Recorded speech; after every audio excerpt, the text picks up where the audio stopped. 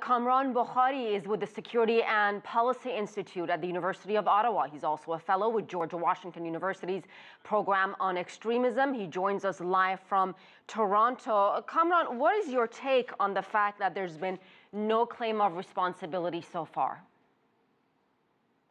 It is somewhat odd, Asiye. I think that we may hear in the hours, in the days to come. Most claims of responsibilities are not immediate, so we may be in sort of that waiting period. But if it doesn't come at all, then that would be really, really strange. Usually, ISIS is very quick to claim its attacks, and if it's the PKK, we'll know that for sure as well. But if nobody claims responsibility, then it becomes really interesting.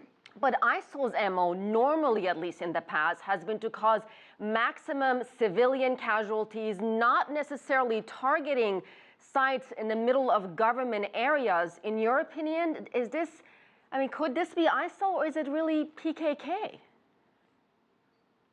It's very difficult to tell at this point. ISIL doesn't have a necessary imperative to strike at military targets.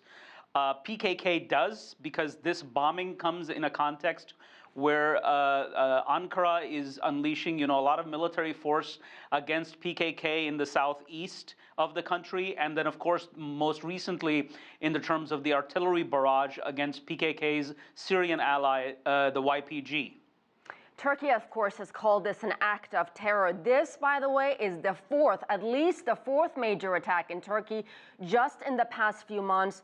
In your opinion, how will Turkey respond? Where and against whom?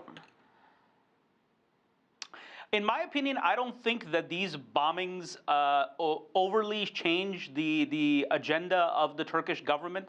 There are imperatives locked in place irrespective of bombings. I mean, they happen, they have to be dealt with in a certain way, but I think that ultimately Ankara will do, regardless of what these bombings pressure them to do. They're already cracking down on PKK, as I mentioned. They're going after YPG. They've been going after IS as well. So, I mean, they're already doing things even before this bombing. So I'm not sure what difference it'll make. They may get more tougher, aggressive, but that's more a tactical thing than a strategic shift. All right, and that brings me, you already mentioned the YPG, of course, the Syrian Kurdish Democratic Union Party and its YPG military wing here. Washington seems to think they're the best chance in the battle against ISIL in Syria. Turkey, of course, sees them as terrorist groups. How can these two countries, both NATO allies, resolve this crisis, resolve their disagreements when they seem so far apart? I think that they're far apart on YPG and PYD, the Syrian Kurds, but I think that there's far more room for convergence. As you mentioned, they're NATO allies. They have a very solid bilateral relationship. In the long run, I think that Turkey and the United States will come to terms with each other, especially since Turkey has an imperative to manage Syria in the long run. The United States wants Turkey to manage Syria.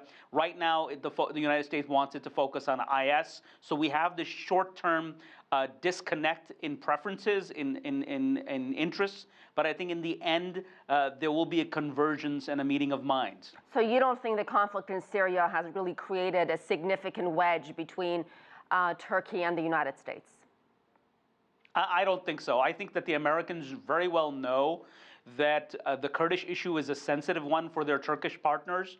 So there will be some lip service, some condemnation here and there about Turkey trying to strike at the Syrian Kurds across the border. But beyond that, I don't think there's any pressure from the United States. I'm not hearing about it. The United States needs Turkey. And therefore, this is not something that's really important. It's treated in Washington as more of a domestic issue for Turkey, and the United States just doesn't want to get involved in it.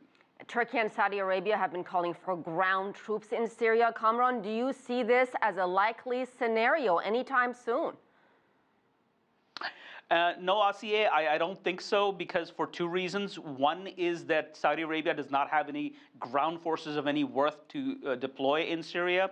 There may be some special forces, but the way that Saudis have operated beyond their borders until fairly recently was the use of proxies.